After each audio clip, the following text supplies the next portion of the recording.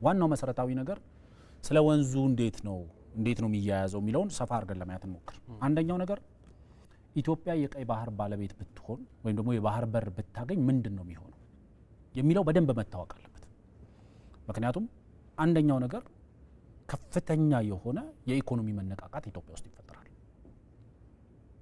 ይሄ ከፍተኛ የሆነ የኢኮኖሚ መነቃቃት ኢትዮጵያ ውስጥ የተለያዩ የውጭም ሆነ የሀገር ውስጥ ኢንቨስተሮች ኢንቨስት እንዲያደርጉ ያደርጋል።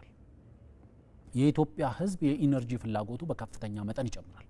እንደ ሀገር ያለን የኢነርጂ ፍላጎት በከፍተኛ መጠን ይጨምራል።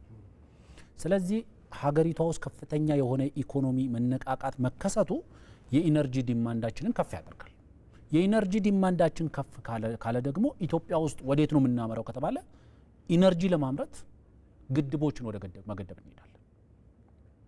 ግድቦችን የምንገድብ ከሆነ ደግሞ ቅድም እንዳልነው ከ70% በላይ የኢትዮጵያ ወንዞች ኢትዮጵያ በግድብ ልትጠቀምባቸው የምትችል ሃይድሮኤሌክትሪክ ፓወር ልታመነጭባቸው የምትችላቸው ወንዞች የሚገኙት በናይል በአባይ ተፋሰስ ውስጥ ናቸው። ስለዚህ ግብፃውያን የኢትዮጵያን ኢኮኖሚ ክሪፕል ማድረግ የኢትዮጵያን ኢኮኖሚ እንዲያነክስ ወይም ደግሞ መቀሸብ የሚችሉት ወይም ደግሞ ማዳከም የሚችሉት ደካማ ኢኮኖሚ ማድረግ የሚችሉት ከባህሩ ስትገፋው ነው። ከባህሩ ስትገፋው ምን ይሆናል? ኢኮኖሚክ ሙሉ ለሙሉ ከ20-30% በላይ ኢኮኖሚክ ወጪ አንደኛው ባህር በር ላይ ይሆናል፣ ወደብ ላይ ይሆናል ማለት ነው። ወጪ የውጭ ሀገር ኢንቨስተሮች መጥተው በኢትዮጵያ ውስጥ ሸቀጦችን እንዳያመርቱ ከፍተኛ የሆነ ወደ ኢትዮጵያ ውስጥ አምርቶ ወደ ውጭ ለመላክ እንኳን ለምሳሌ ኢትዮጵያ ውስጥ በኢንቨስትመንት ደጋግመን የምናነሳው ቃል አለ። ኢትዮጵያ ውስጥ ርካሽ የሰው ኃይል አለ፣ ርካሽ መስሪያ ቤት አለ፣ ርካሽ እንደዚህ አለ ብለን ፕሮሞት እናደርጋለን። እነዚህን ሁሉ አሉ ብሎ የውጭ ባለሀብቶች ሲመጡ ይሄንን ያገኙትን ትርፍ ሚነጥቅ ደግሞ የወደብ ጥያቄ አለ።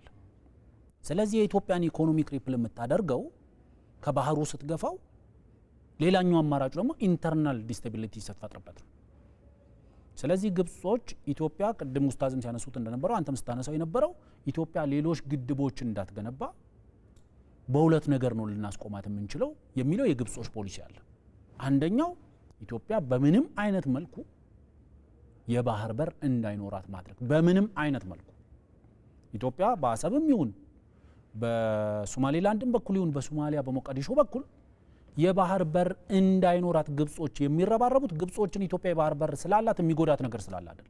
ግብጽን የሚጎዳው የኢትዮጵያ ኢኮኖሚ የቀጠናው ጃይንት ኢኮኖሚ እንደመሆኑ በአፍሪካ ውስጥ ቶፕ 5 ኢኮኖሚ ይጠቀስ ከተባለ የኢትዮጵያ ኢኮኖሚ አብሮ የሚጠቀስ ኢኮኖሚ እንደመሆኑ ይሄ ኢኮኖሚ የሚያድግበት አንደኛው ፒለር የባህር በር ባለቤት ከሆነ